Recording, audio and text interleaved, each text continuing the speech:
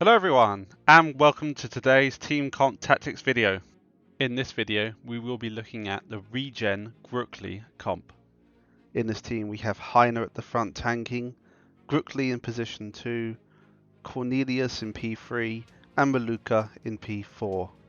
When looking at perks, for Heiner, we go for a standard tanky build, making sure to get extra vulnerable stacks, as well as Fortify giving him armor. The extra thing to note is that all of the players will be having regeneration healing people on either side of them. This is to make sure that passive healing is as high as possible. When looking at Grukli, we need to make sure that he has Fury doing 5% as well as Sharp giving you additional slashing damage. For Vulnerable, we go for the middle one to make sure we can get to 12 stacks, and Powerful goes up to 12 and only loses 1 per turn. Under Vitality, we make sure that Vitality removes bleed. This is so that we can control the damage being done to him. And once again, yep, the regeneration, healing people either side. For Cornelius, we similarly have quite a standard front page. We go for more vulnerable stacks because he will be applying vulnerable with Searing Touch. And we go for extra stacks of Insulate and 1 extra card because he has quite a few spare points here. And those are quite helpful things to have. And regeneration, once again, helping heal the team. For Maluka, a standard page 1, and we make sure that she covers the right hand side of vulnerable so that we have all 3 vulnerable perks selected across the team. I go for Dark Exploding at the end of a turn. You could go for Dark Stacks +1. It's a personal preference, but it's a little bit more damage to go for that one on the right. Regeneration is normal, and then maximum points into heal. And that's the perks for the build. In this build, we will primarily be using gold to buy pets. I make sure that Cornelius has Chompy so that he can use the Carp to cleanse the bleed every 2 turns. I make sure Heiner runs Sharpie to get that extra Dispel, just to make his life a little bit easier. And the least important pet is Mozzie. It is useful, but you could use that money to buy items or run divinations, but if you can afford it, I like to get Mozzie on Grukli as well, just to relieve some of the pressure on Maluka, especially in Act 1, where healing is going to be somewhat tougher until you can build yourself out. When adding cards on Heiner, I like to add 1 Helping Hand, 2 Intimidates, and 2 Repair Armors. It's a fairly cheap deck, so I don't like to spend too many shards on him. The shards mainly get spent on everyone else. I then remove all of my Sunder Armors and all of my Steel Skins, because they are the least effective defense card I have. I choose not to upgrade anything, but it's up to you if you have any spare shards left. When adding cards to Grukli, I like to add 2 Helping Hands and 2 Intimidates, as well as 2 Blade Storms. Blade Storm will be your primary damage move throughout the entire game, so it's worth having 2 of. And finally 2 War Paints and 1 Sharpen for the self-buffing. I then remove 1 Reckless Charge because it is quite an expensive card. 2 of my Precise Strikes because they are expensive as well and not what I'm really looking for. And finally, all of my Intercepts and all of my punches as well go, because the punch is blunt damage and not what I'm working on. So I remove those as well. When upgrading cards, primarily I upgrade the Bat for Blood to be able to target a monster, because being able to target someone is really useful here. I improve Sharpen to give a bit more, and I upgrade my Blade Storm and upgrade my Blade Storm so that they can also choose a target. I upgrade the Reckless Charge to make it cost 2, and that's all I do for Grukli. When looking at Cornelius, I like to grab 2 Elemental Wards because they can burn. I then grab 2 Rains because they cost 0 and they burn as well. I grab 2 Scrolls of Speed because they cost 0 and burn, and a Transmission as well. I then remove all of my expensive fire spells, so that's all my fireballs gone, both of my inner combustions go, and as many flares as I can get rid of, so I tend to be left with 1 flare. This means that once I've played all my cards, once I've upgraded them, I'll only have Searing Touches and a flare and a transmission left. I upgrade my Searing Touches to apply vulnerable stacks, and I upgrade my transmission so that it doesn't burn. I upgrade my Elemental Ward to make them cost 0 and so that they burn, and that's all I really do. So the idea is I just burn down to the Searing Touches and play them every single turn, or my transmission, depending on what I need to do for the team. When adding cards for Maluka, I like to add a Fanaticism because she's not going to get much help for extra mana, so it gives you a little bit more. 2 Healing Rains because they're cheap regeneration spells. 1 Ray of Hope because it's a really good value for money healing spell. And a Prayer of Healing, which I will also upgrade in a moment. I then remove my bad auguries and as many black karmas as I can. These are nice spells, but I don't really want them in my hand when I will draw. I want to be able to heal people, that is my primary goal. I do keep my Vile Lancers and I will upgrade them to burn, but in the meantime I'm going to upgrade my Ray of Hope to make it cost 1 and my Prayer of Healing to give regeneration. I upgrade my Vile Lancers to burn, so they do a little bit of damage and a few Dark Stacks to help, but they're going to be going fairly soon into the run. And that's all I do with my shards. You can see at the top I have some spare shards. You could upgrade your War Paints on Grukli, or you just leave it there and carry on. It's up to you really. I'm now going to run through a typical fight just so you can see how you play each of the characters. This is quite a slow fight, and the whole strategy behind this team comp is that Maluka will keep everyone alive with regeneration stacks, whilst Grukli gets stronger and stronger as the turns go on and as his fury stacks. Heine will be your main tank, and so you want to make sure that you can keep him up, use your taunt whenever you can, and just make him the focus point for the enemy. You want to use your Intimidate on whoever is going to be your primary target, which tends to be the weakest person, but it's up to you really. You can give your helping hand to Cornelius or Maluka depending on if you need more support or more healing. You're not really expecting to kill anyone on turn 1 with this build, but you just want to keep everyone alive. It can be quite tricky, but it is worth doing. With Heine here, I'm just going to give Fortify out, and with Maluka, the Prayer of Healing is where it's at. You want to try and cast this every time whenever you can, and Shadow Mend is also a good heal. When you're playing Cornelius, you want to burn every single card you can. You don't want to hold on to anything. You use your transmission on Grukli typically, but if you need a lot more healing, you can give that to Maluka instead. It can be quite scary at times, but I have got this build to Act 4 on Madness 16, and I think with a little bit of work it could maybe beat the final boss, but I don't think it's 100% there yet. It's much more fun than the OTK Sylvie build, but it is a lot riskier, a lot slower, but I think it is a more robust and solid team as a whole.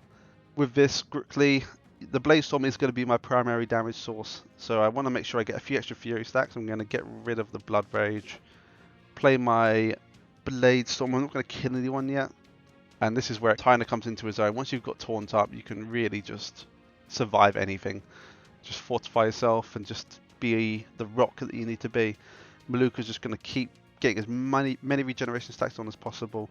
I could use my Vitalize here, put it on someone who needs it, but that's the other thing, because Vitalize gives vitality, it can be used to dispel that bleed, but I know every 2 turns I get the Carp, and I can use that to dispel Grukli's bleed. Here we go, I'm just going to buff Grukli with some speed to get him ahead of a few people, and I think I'll do the same for Maluka as well, and play my Searing Touches just to make sure I weaken that front guy. The good thing about this build is when it gets strong really, really quickly. And by turn 3, I'm going to be close to killing the first person, and then turn 4 and 5, I'm going to be able to kill pretty much everyone else. So I use my Bladestorm here because I know it kills it. It is overkill, but now I'm reaching the point where I'm doing 70 or 80 damage with that Bladestorm, and I'm going to hopefully cast it every single turn and just make sure I kill the enemy. I do get quite low here, but I'm always in control. I'm always making sure that we focus one target, and I just keep everyone up. I know that people are going to be safe because of Heine's tankiness, so I'm not too worried about the back line, but I'm just going to keep everyone topped up for the all monsters moves. This is a particularly hard fight because of that purge, so this is why it's taking a little bit longer than normal. But it's a good example to show how strong this team is that even though everyone gets low, we have complete control over this fight. The Squad's Ventilate tend to buff Grukli just so he can get to his damage state faster. The faster he draws and the faster he burns down to his core cards, the stronger he is as a whole. The Bladestorm is doing so much damage here already, and that kills P3 instantly. There we go. So as you can see, I just instantly reached this strong point, and now the next 2 turns I should be able to kill the remaining people. Heine is getting low here, but he does have the Sharpie pet to keep dispelling stuff, And as you can see here, he can just put so much armor on himself that it's just not any problem at all.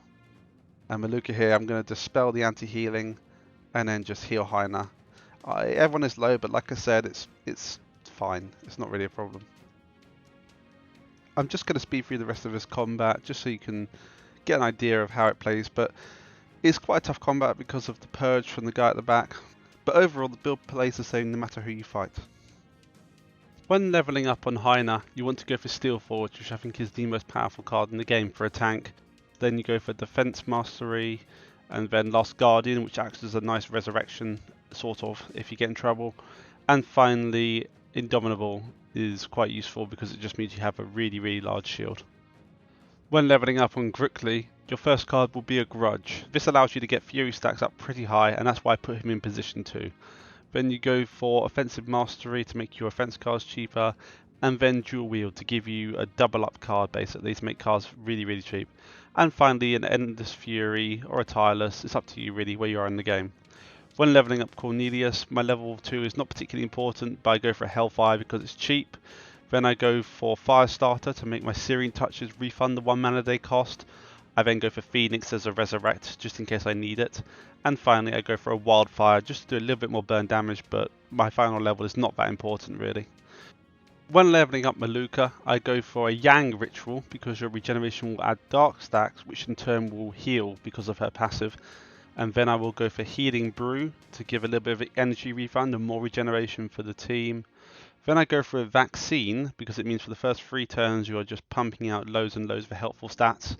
And finally a Mojo because dispelling every time you heal is just utterly insane and so overpowered.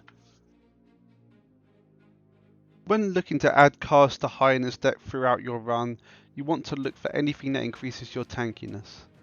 In this example, something like Provoke is fantastic because it gives you taunt and a bit of armor, but it is an epic card so it can be quite hard to find. Another one is Shake It Off because dispelling is the most important thing in Madness 16, so if you can pick up a Shake It Off and have it upgraded, that's also a fantastic pick as well. Another one is Battle Shout, it's 2 words, not 1, and Battle Plan as well. Those are nice cards to help you buff your team and give off that little bit more powerful stacks to help your Grukli get to where he needs to get to. The most important card of all is a Yellow Entrench. When you have your level up, you get Defensive Mastery, and it will only cost you 4. But giving 4 to 5 stacks on all your team is just fantastic. And when you combine that with Steel Forge, your other level up card, it is incredible. When adding cards to Grukli's deck, cards I like to look out for are something like an upgraded Carnage. A yellow Carnage adds vulnerable stacks and can just help you get to a nice end state, and I like to have one of them in my deck if I can find it. Another really useful card is Sharpen. This allows you to get your sharp stacks really high. If you can find a purple one especially, try and have one of those with you. Another is a do-it-yourself so that you can make Hyena a tank if you need to. They're innate, they burn, they're not too bad to be able to just buff Hyena on turn 1 so you don't have to worry about finding your taunt, your heat laser on Hyena. The perfect final card to find would be a Devastate. It's a better version of Bladestorm, but it is a legendary card and very hard to find. When adding cards to Maluka's deck, I like to look for another Dispel magic. I already have one at the start of my deck, but I like to have 2 blue ones, or maybe a Mass Dispel instead. It's a lot easier to get a second normal Dispel than it is to get a Mass Dispel.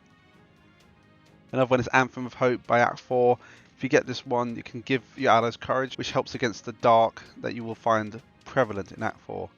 Another great card is Panacea. It has a little Dispel factor to it, buffer and heal, so what's not to like really. Another one is Spark of Life. Similarly, it just jumps around, does lots of really great things that work well with Maluka.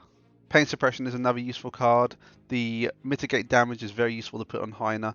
It can be quite expensive, but if you can have one of them in your deck, maybe a purple one, it is fantastic. When adding cards on Cornelius, I like to transition slowly into becoming a support champion. With that, Bookworm is a great card, especially when blue, because it starts in your deck and guarantees that you can find a Scroll of Intellect or a Tome of Intellect. Clear Instruction is another great card. The blue one is really good, lets you pick a skill, which often allows you to support your team. Librarian, similarly, if you can pick one of those up pretty early, you can just find a book, and you're always looking for a Tome of Intellect, typically. or a Scroll of Intellect, because it lets you buff your team with more draw and more mana. An innate or blue Tome of Intellect is the best one you can find. You want to be putting as much of this onto Grukli as you can, get him up to 5 draw, and get him to where he needs to go. Prismatic Field is another great card. It lets you buff your team with some resistances as well as give you some powerful stacks. Evocation's never a bad one if you can find it, just 3 mana. And Mana Surge is another great card that lets you buff your allies. It's very similar to Replenishment as well. So if you can find any of these support cards early, they are fantastic for Cornelius. So I hope you've enjoyed watching today's video. If you've learned anything, have any questions or queries, or have any feedback, please let me know in the comments below. Feel free to like, subscribe, and stay tuned for more Across the Obelisk content. Thank you for watching, and I'll see you on the next one. Goodbye.